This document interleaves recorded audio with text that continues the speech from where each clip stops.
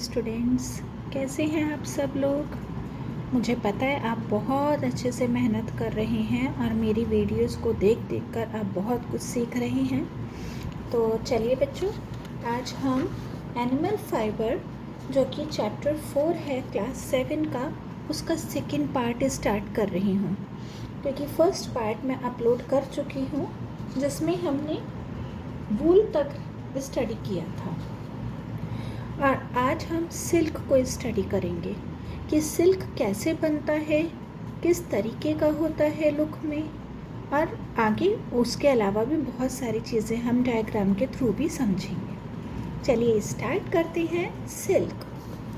अब सिल्क क्या है? सिल्क एक तरीके का फैब्रिक है। आपने यूजुअली अपने घर में मदर्स को देखा होगा, या और भी जो लेडीज़ आपके घर में रहती होंगी उनको भी देखा होगा। सभी के पास सिल्क का एक फैब्रिक या साड़ी, सूट या कोई भी कपड़ा होता है। ठीक है बच्चों, और सिल्क में भी बहुत तरीके की वैरायटी आती है, केवल सिल्क नाम से नहीं होता है, सिल्क में भी बहुत वैरायटी आती है। अब ये सिल्क कैसे बनता है? Silk yarn is made from the thread like filaments. ये सिल्क का जो धागा होता है वो बिल्कुल बारीक यानी पतला पतले फिलामेंट्स से मिलकर बना होता है। और फिलामेंट्स मैं आपको पहले भी वीडियोस में बता चुकी हूँ। बिल्कुल पतला सा जो तार होता है उसको हम कई सारे फिलामेंट्स को मिलाते हैं, तब जाके ये एक धागा बनता है जिसे यार्न बोलते हैं। That a silk worm spins. अब ये फिलामेंट्स या यार्न जो होता है वो सिल्क वर्म स्पिन करता है अपने चारों तरफ around itself to form its cocoon, जो कि उसको कोकून बनाने के लिए जो वो स्पिनिंग करता है, बुनाई करता है सिल्क वर्म, उसी को सिल्क यार्न कहते हैं। It is a prized fibre. ये बहुत महंगा कपड़ा होता है या धागा होता है because of its natural lustrous appearance. अब लस्ट्रस का मतलब होता है बच्चों बहुत ज़्यादा शाइनिंग जिसमें होती है। ये आप फैब्रिक में बहुत ज़्यादा शाइनिंग देखेंगे, कॉटन में, वूल में शाइनिंग नहीं होती है कंपैरेटिव टू सिल्क। सिल्क का जो फैब्रिक होता है उसमें अलग ही तरीके की स्मूथनेस, चिकनापन और बहुत सुंदर शाइनिंग आती है। Silk does not conduct heat. Silk conduct नहीं करता है हीट को, और इसी वजह से and is therefore a good insulator, और इसी वजह से वो बहुत अच्छा इंसुलेटर होता है, यानी बॉडी को गर्म कर रखने की में बहुत ज़्यादा हेल्प करता है। Keeping a person warm in winter and cool in summer. और समर्स में ठंडा रखने का काम करता है, विंटर्स में गर्म रखने का काम करता है, समर्स में ठंडा रखने का काम करता है। अब life cycle of a silk moth. अब हमने यहाँ तक तो स्टडी कर लिया कि सिल्क किस तरीके का अपीयरेंस में होता है, कैसे बनता है। अब सबसे मेन चीज़ होती है जो सिल्क बनाता है, यानी जो सिल्क वॉर्म है वो उसकी लाइफ साइकिल कैसे होती है, वो कैसे अपनी बॉडी को डेवलप करता है। अब उसके बारे में है ये बेटा बहुत ज़्यादा मोस्ट इम्पॉर्टेंट पार्ट है। इसमें से बहुत सारे क्वेश्चंस बन के आते हैं। Life cycle of a silk moth, इसमें से लेंदी क्वेश्चंस भी बनते हैं और शॉर्ट क्वेश्चंस भी बहुत सारे बनकर आते हैं, तो आप इसे बहुत ध्यान से समझिएगा आप लोग। स्टार्ट करते हैं। Life cycle of a silk moth. Silk moth यानी सिल्क का कीड़ा, रेशम का कीड़ा जैसे हिंदी में बोलते हैं, रेशम का कीड़ा, ये उसकी लाइफ साइकिल कैसी है। The female silk moth lays egg. Female silk moth, silk का कीड़ा यानी रेशम का कीड़ा एग्स देता है। व्हेन द एग्स हैच, और जब एग्स हैच होते हैं, a tiny caterpillar crawls out, उसमें से उन एग्स में से एक बहुत छोटा सा कैटरपिलर बाहर निकल के आता है रेंगता हुआ। क्रॉल मतलब हो गया रेंगना। This is a silk worm or larva. इसी को सिल्क वॉर्म या फिर लार्वा कहते हैं। इनमें कंफ्यूज नहीं होइएगा, ये दोनों एक ही हैं। मोस्टली क्वेश्चन जो पूछे जाते हैं वो लार्वा के फॉर्म में पूछा जाता है, लेकिन वो कुछ कई बार क्वेश्चन सिल्क वॉर्म के भी फॉर्म में पूछा जाता है, तो बच्चे कंफ्यूज हो जाते हैं कि सिल्क वॉर्म अलग है और लावा अलग है, बट ये दोनों सेम ही है। The silk worm feeds on leaves and grows. अब सिल्क वॉर्म जब बाहर आ जाता है तो उसे खाने के लिए तो कुछ चाहिए ना, वो किस पर फीड करता है, वो करता है लीव्स पर। लीव्स कौन सी, आप लोगों ने मलबरी लीव्स सुनी होंगी, इंग्लिश में मलबरी बोलते हैं और हिंदी में शहतूत बोलते हैं। कुछ बच्चों ने शायद शहतूत भी खाया होगा। शहतूत बहुत टेस्टी होता है, उसके जो पेड़ होता है उसकी लीव्स, उसमें ही वो पलता बढ़ता है, तो उसकी लीव्स को खाते हैं और ग्रो होते हैं। When it is ready to enter the next stage, जब इसके बाद में वो नेक्स्ट स्टेज में एंटर करने के लिए रेडी हो जाती है अपनी लाइफ साइकिल में, it first weaves a net to hold itself. उसके बाद वो अपने आप को पकड़ने के लिए एक नेट की तरह से वीविंग स्टार्ट कर देते हैं, जिससे कि वो अपने को पकड़ सके। It then secretes a fibre. अब इसके लिए जो नेट वो वीव करते हैं उसके लिए वो एक धागा टाइप का वो छोड़ते हैं, रिलीज करते हैं, मेड ऑफ प्रोटीन, जो कि प्रोटीन से बना हुआ होता है। ये क्वेश्चन पूछा जाता है अक्सर कि फाइबर जो वो सेक्रीट करते हैं वो किस चीज़ का बना होता है, तो प्रोटीन का बना होता है। विच हार्डन्स, जो कि हवा के एक्सपोजर में आकर यानी हवा के कांटेक्ट में आने के बाद हार्ड हो जाता है। अगेन आई एम रिपीटिंग, जो वो धागा अपने आप को होल्ड करने के लिए नेट वीव करते हैं उसके लिए वो एक फाइबर को सेक्रीट करते हैं, रिलीज करते हैं, जो कि प्रोटीन का बना हुआ होता है। और जब वो एयर के कांटेक्ट में आता है वो धागा तो वो हार्ड हो जाता है। This is the silk fibre, और यही सिल्क फाइबर होता है, क्योंकि वो हार्ड हो जाता है तो वो सिल्क फाइबर यानी सिल्क का, रेशम का धागा बन जाता है। इट कवर्स इटसेल्फ, अब ये अपने आप को कवर कर लेता है कंप्लीटली विद दिस फाइबर। इस फाइबर से ये अपने आप को पूरी तरह से रेशम का कीड़ा कवर कर लेता है, जिससे कि वो कोकून बन जाता है, कोकून बनाने के लिए करता है। एंड दिस स्टेज, इस स्टेज पर the lava is called a pupa. पहले वो लावा बना, लावा बनने के बाद में कोकून में अपने आप को बंद करा और उसके बाद वो प्यूपा बन गया। The pupa grows and changes inside the cocoon. अब प्यूपा जो होता है वो अंदर ही अंदर, इस कोकून के अंदर ही अंदर वो अपने आप को ग्रो करता है और अंदर ही अंदर वो अपनी बॉडी को चेंज करता है। अ फ्यू वीक्स लेटर, कुछ वीक्स के बाद द कोकून ओपन्स, कोकून खुल जाता है and an adult moth comes out. उसके बाद एक एडल्ट यानी बड़ा कीड़ा बाहर आता है। तो आपने फर्स्ट देखा, सबसे पहले लावा हुआ, देन प्यूपा हुआ, क्योंकि कोकून के अंदर वो अपने आप को ग्रो करेगा, फिर उसके बाद लास्ट में मोथ बन गया यानी वो। The silk yarn is obtained from the cocoon of the silkworm. Silk yarn cocoon से ही ऑब्टेन किया जाता है यानी वहीं पर बनता है। यहाँ पर बच्चों सिल्क मोथ की लाइफ साइकिल फिनिश हो चुकी है और आप लोगों को मुझे पता है सब चीज़ समझ आ चुकी होगी। अगर आपको यहाँ तक के सारे पॉइंट्स क्लियर हो गए हैं जो अब तक हमने इस पैराग्राफ में पढ़े हैं, तो प्लीज़ इस चैनल को सब्सक्राइब ज़रूर कीजिए, लाइक कीजिए और साथ के साथ शेयर भी करते जाइए। चलिए नेक्स्ट हम स्टार्ट करते हैं सेरीकल्चर। अभी हमने लाइफ साइकिल देखी थी, अब सेरीकल्चर देखते हैं। सेरीकल्चर होता है बच्चों जहाँ पे इनकी सिल्क मोथ की ब्रीडिंग करी जाती है और उन्हें मैनेज किया जाता है किस तरह से उनको इकट्ठा किया जाए, और उसके बाद में सिल्क की बहुत ज़्यादा क्वांटिटी की ज़रूरत होती है, तो इसके लिए बहुत ज़्यादा कीड़ों की ज़रूरत होती है, कीड़े यानी सिल्क वॉर्म्स की। तो उसके बारे में है sericulture. The breeding and management of silk worm, जो ब्रीडिंग और मैनेजमेंट है सिल्क वॉर्म्स का for the production of silk is known as sericulture. उसी का जो सिल्क कोई प्रोडक्शन करने के लिए जो ये काम करने की ज़रूरत पड़ती है उसी को सेरीकल्चर बोला जाता है। ये भी इम्पॉर्टेंट है, क्वेश्चन यूजुअली पूछा जाता है what do you mean by sericulture या व्हाट इज़ सेरीकल्चर, तब आपका आंसर यहाँ से यहाँ तक का रहेगा। डिफरेंट टाइप्स ऑफ सिल्क, अलग अलग तरीके की सिल्क होती है, बहुत तरीके की वैरायटी आती है। अगर आप मार्केट में अपनी मदर के साथ जाएंगे तो आप सिल्क के बारे में पूछेंगे तो बहुत तरीके की वैरायटी आपको सिल्क की मिल जाएगी।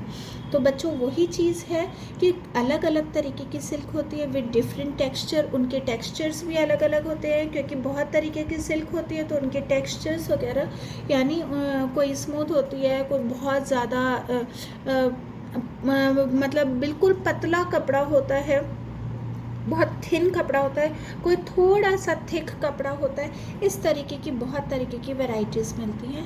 Are obtained from different varieties of silk moth, और वो इसी वजह से होती है ये अलग अलग टेक्सचर और अलग अलग सिल्क, क्योंकि सिल्क मोथ भी अलग अलग तरीके के होंगे। अगर सिल्क मोथ अलग अलग तरीके के होंगे तो वैसे ही अलग अलग तरीके की सिल्क की वैरायटीज़ भी होती हैं, जैसे गाय का मिल्क और बफलो का मिल्क। तो यानी वैरायटी अलग हो गई, मिल्क वही है लेकिन उसकी क्वालिटी चेंज हो गई है। इसी तरीके से इसमें होता है। इनमें से टसर सिल्क, मोगा सिल्क और कोसा सिल्क, ये इस तरीके के ये सब सिल्क के नाम हैं। और इनके अलावा और भी बहुत तरीके के होते हैं। 3 different types of silk produced from cocoons of different varieties of silk moth. ये जो 3 तरीके के सिल्क हैं, ये अलग अलग तरीके के ही सिल्क मोथ जो डेवलप किए जाते कोकून में, उनसे ही इस वाले धागे का तैयार किया जाता है। वो जो धागा अलग अलग कोकून से मिलता है, उनसे ये वाली सिल्क तैयार होती है। The most common silk moth is the mulberry silk. जो सबसे ज़्यादा कॉमन सिल्क होती है वो मलबरी सिल्क कही जाती है, जो कि मलबरी सिल्क मोथ से मिलती है। The silk fibre obtained from this, जो सिल्क फाइबर ऑब्टेन किया जाता है इससे, is of very good quality. इस वाली क्वालिटी का, यानी सिल्क जो मलबरी सिल्क मोथ से जो सिल्क मिलता है वो बहुत अच्छी क्वालिटी का सिल्क होता है। A female silk moth lays 100 of eggs at a time. एक फीमेल जो सिल्क मोथ होती है वो एक बारी में 100 से ज़्यादा एग्स देती है। These eggs are warmed to a temperature. अब ये जो एग्स होते हैं ये एक सुटेबल टेम्परेचर पे वार्म किए जाते हैं हैचिंग करने के लिए। This is known as incubation. इसी को इंक्यूबेशन कहा जाता है, जहाँ पे एग्स की हैचिंग होती है और अंदर ही अंदर सिल्क मोथ तैयार होता है। After hatching the silk worms are fed on freshly chopped mulberry leaves. अब हैचिंग करने के बाद, जो हमने पीछे लाइफ साइकिल में पढ़ा था, हैचिंग करते हैं तो उसमें से एक कीड़ा बाहर निकलता है क्रॉल करता हुआ, तो उसके बाद में वो फ्रेशली चॉप्ड यानी बिल्कुल बारीक मलबरी लीव्स के ऊपर जिंदा रहता है उन्हें खाकर। फॉर 6 वीक्स, 6 वीक्स के बाद the worms eat almost continuously. 6 weeks तक वो कंटिन्यूसली खाता रहता है इन मलबरी लीव्स को और अपनी साइज़ में इंक्रीज़ होता रहता है, क्योंकि उसमें ग्रोथ होती है उसके साइज़ में। At the end of this period, अब इस पीरियड के बाद they are ready to spin their cocoons. उसके बाद में अब ये रेडी है अपने कोकून्स को बुनने के लिए या बनाने के लिए। ब्रांचेस ऑफ ट्रीज और शर्ब्स आर प्लेस्ड, वहाँ पर जो ब्रांचेस होती हैं ट्रीज़ की या फिर शर्ब्स होते हैं वहाँ पर इन्हें रखा जाता है इन देयर रियरिंग हाउसेस, जहाँ पर इन्हें पाला जाता है, वहाँ पर अब इन्हें डेवलप होने के लिए रख दिया जाता है। जब वहाँ पर इन्हें प्लेस कर दिया जाता है तो worms climb these branches and make their cocoons। तब उस पर ये worms क्लाइंब कर जाते हैं, चढ़ जाते हैं और उसके बाद में ये कोकून्स बनाते हैं। ये सब आपको पिक्चर के थ्रू सब चीज़ दिख रही होगी, किस तरीके की इनकी क्लाइंबिंग करने के लिए किस तरीके का उनका नेट टाइप का बनाया जाता है। आउट ऑफ देयर, अब इसके बाद क्या होता है, जब कोकून्स बनाने के लिए वो रेडी है, आउट ऑफ 1 कंटिन्यूस थ्रेड, जिसमें कि वो लगातार कंटिन्यूस थ्रेड से लपेटते हैं। Taking about 8 days for the process. अब इस प्रोसेस को कोकून बनाने के लिए कम से कम 8 दिन तो उन्हें लगते हैं। This is called spinning of the cocoon. इसी को स्पिनिंग यानी बुनाई कहा जाता है, कोकून की बुनाई करना। The amount of usable silk, जो अमाउंट होती है यूजेबल सिल्क की in each cocoon is small, उसमें हर कोकून में बहुत थोड़ी सी ही क्वांटिटी में मिलता है। And about 5,500 silk worms are required to produce 1 kg of raw silk.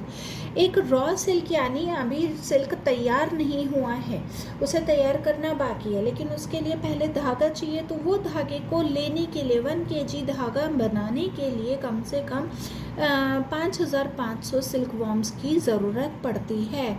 उसी से आप आइडिया लगा सकते हैं कि कितनी बड़ी मात्रा में इनकी रियरिंग करी जाती है, जिससे कि केवल 1 kg रॉ सिल्क मिले।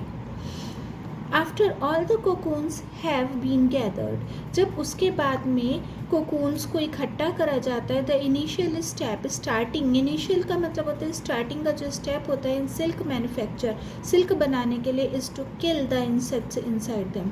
अब जो कोकून के अंदर हमने पढ़ा था कि कोकून के अंदर वो अपने आप को डेवलप करते हैं, तो कोकून को ले लिया, उनके अंदर वो वॉर्म्स हैं, उन कोकून को फिर तैयार करने के लिए, थ्रेड तैयार करने के लिए उन सारे वॉर्म्स को मार दिया जाता है, to kill the insects inside them, जो उनके अंदर है यानी कोकून के अंदर है।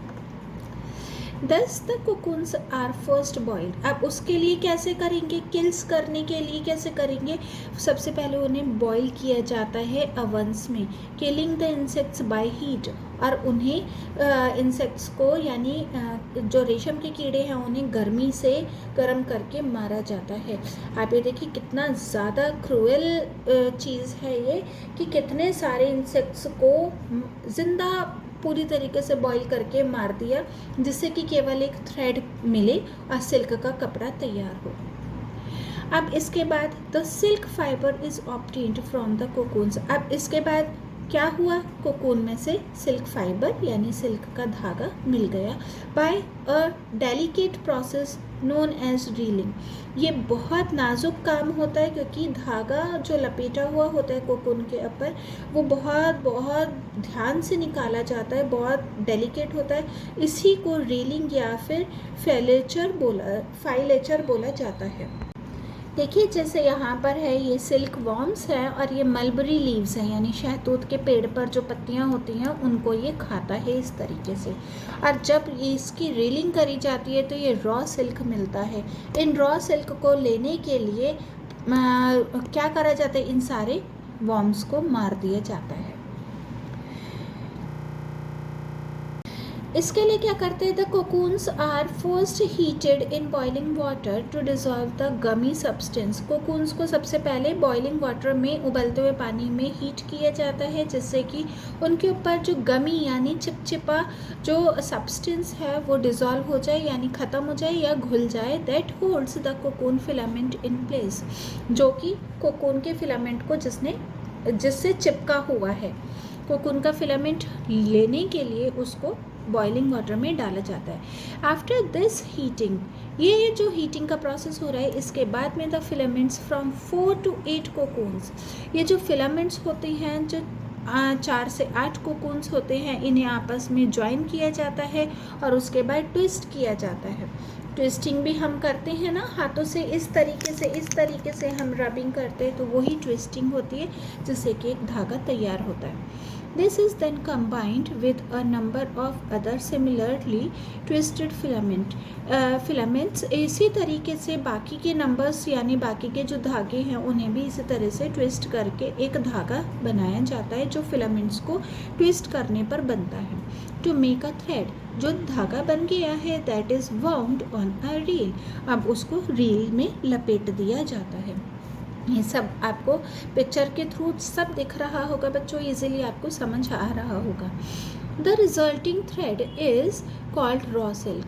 अब ये जो रॉ सिल्क तैयार हुआ है, यही थ्रेड से तैयार हुआ है बच्चों। It is woven into silk cloth by weavers. अब इसके बाद जो रॉ सिल्क है, अब इसी से एक वीवर सिल्क क्लॉथ को बनाता है, सिल्क के किसी भी कपड़े को बनाता है। यहाँ पर सेरिकल्चर फिनिश हुआ है। हमने प्रोसेस देखा कि किस तरीके से कहाँ पर इनको पाला जाता है, किस तरीके से इनको सरवाइव करने के छोड़ा जाता है और किस तरह से इनको किल करके उसमें से थ्रेड को निकाला जाता है।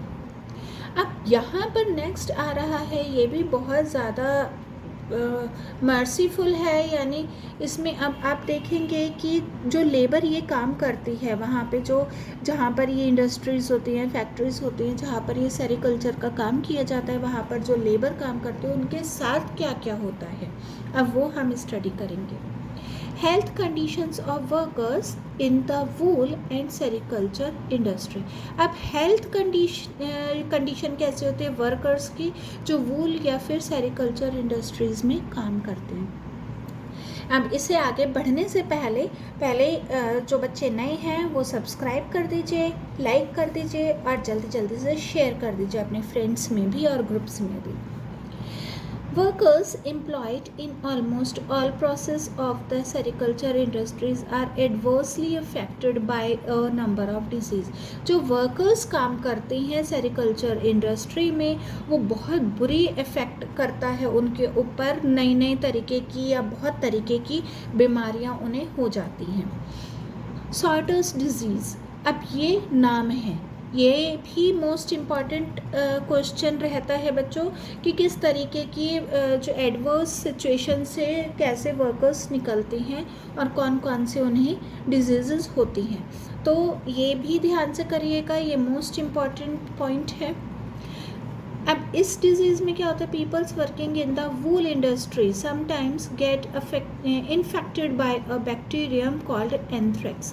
अब यहाँ वूल इंडस्ट्री में जो लोग काम करते हैं वो सबसे ज़्यादा एंथ्रेक्स नाम के एक बैक्टीरिया होता है उससे इन्फेक्टेड हो जाते हैं, यानी उन्हें इन्फेक्शन हो जाता है। It leads to a fatal blood disease. अब इसमें क्या होता है, इन्हें खून की बीमारियाँ हो जाती हैं जिसे कि सॉर्टर्स डिजीज़ कहा जाता है। एक ये वाली डिजीज़ हुई। देन आते हैं रेस्पिरेटरी डिजीज़, जो सांस की बीमारी होती है, रेस्पिरेटरी सांस की बीमारी को बोला जाता है बेटा। Inhalation of vapours rising from cocoons. अब इनहेल कर रही हैं वो जो कोकून को बॉईल किया गया है उस टाइम पर जो वेपर्स निकल रहा है, भाप निकल रही है, वो सांस के थ्रू उनके अंदर जा रही है। अंडर गोइंग स्टीमिंग, जब वो उन्हें कोकून को स्टीम कर रहे हैं या बॉइलिंग वाटर में उन्हें बॉईल कर रहे हैं। कुकिंग एंड रीलिंग, ये तो हुआ ही, कुकिंग भी हो रही है और साथ में रीलिंग प्रोसेस भी हो रहा है, वो उसकी वजह से उन्हें ब्रीदिंग प्रॉब्लम खड़ी हो जाती है, यानी ब्रीदिंग प्रॉब्लम उन्हें हो जाती है, अस्थमा हो जाता है या फिर अलग अलग तरीके के ब्रोंकाइटिस अलाइनमेंट्स हो जाते हैं, यानी इक्वल टू बोला जाए सांस की अलग अलग तरीके की बीमारियां होती हैं। ये सब सांस की ही बीमारियों के नाम हैं। Scabies and other skin infections. अब तीसरा क्या है, स्कैबीज और दूसरे स्किन इन्फेक्शंस हो जाते हैं। The first step is reeling. इसमें सबसे पहले जब कोकून को बॉईल करा जाता है तो उसके बाद जो धागा निकालते हैं तो वो रीलिंग का होता है। It is boiling of cocoon. ये कोकून को बॉईल करने के टाइम का है in water to kill the worms, जब वर्म्स को मारने के टाइम पर बॉईल किया जाता है। As a result of contest dipping in boiling water. अब कांस्टेंट, वो सिंपल सी बात है, गर्म पानी में बॉइलिंग वाटर में उनको बार बार हाथ डालना पड़ रहा है, डिप करना पड़ रहा है लगातार, कांस्टेंट मीन्स लगातार, तो उसकी वजह से the skin of the workers becomes raw. उसकी वजह से उनकी स्किन में ब्लिस्टर्स यानी फोड़े फुंसियाँ हो जाती हैं और उनकी स्किन उतरने लगती है, खाल उतरने लगती है। Resulting in piling of skin, जो कि स्किन जो उतर रही है हैंड्स और फीट्स की, इसकी वजह से उन्हें स्कैबीज या फिर अलग अलग नई स्किन की बीमारियां हो जाती हैं। बच्चों यहाँ पर ये हमारा चैप्टर फिनिश हो गया है। एनिमल फाइबर क्लास 7 का चैप्टर 4 है।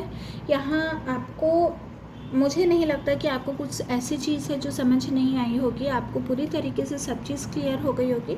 बस हमारा लास्ट इसमें एक्टिविटी और हम देख लेते हैं। एक्टिविटी इज़ भी समझते हैं क्या दे रहे हैं। एक्टिविटी 1 है, इसमें दे रहे हैं collect samples of various type of clothes. अलग अलग तरीके के क्लोथ्स के सैम्पल्स को ये इकट्ठा करना है, उन्हें स्क्वायर पीस में कट करना है और उसके बाद में इन क्लोथ सैम्पल्स को पेस्ट कर देंगे।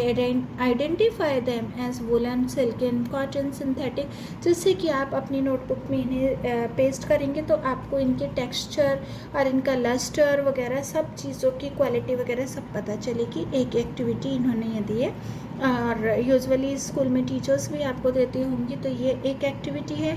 अब दूसरी एक्टिविटी देखते हैं। सेकेंड एक्टिविटी में बोल रहे हैं टू डिफ्रेंशिएट नेचुरल सिल्क। जो नेचुरल सिल्क है जो अभी हमने पढ़ा है वो क्योंकि वॉर्म्स के थ्रू ही वो बनते हैं इसलिए नेचुरल सिल्क है, और वूल फाइबर फ्रॉम आर्टिफिशियल और सिंथेटिक फाइबर। नेचुरल सिल्क और वूल नेचुरल हो गया है फाइबर, और लेकिन जो आर्टिफिशियल और सिंथेटिक फाइबर होता है वो मैन मेड होता है। तो इनमें बीच में डिफ्रेंशिएट बोल रहे हैं वो करना है। इसके लिए क्या करना है, take about 2 square pieces, 2 square piece लेने हैं with sides of 1 inch of natural silk, wool and synthetic fibres, जिसमें कि नेचुरल सिल्क है, वूल है और सिंथेटिक फाइबर है। अब सिंथेटिक फाइबर कौन से हैं, नायलॉन, रेयॉन एटसेट्रा, ये सिंथेटिक फाइबर के नाम हैं। मतलब आपको ये लेना है, ये लेना है और ये लेना है। With the help of a pair of forceps.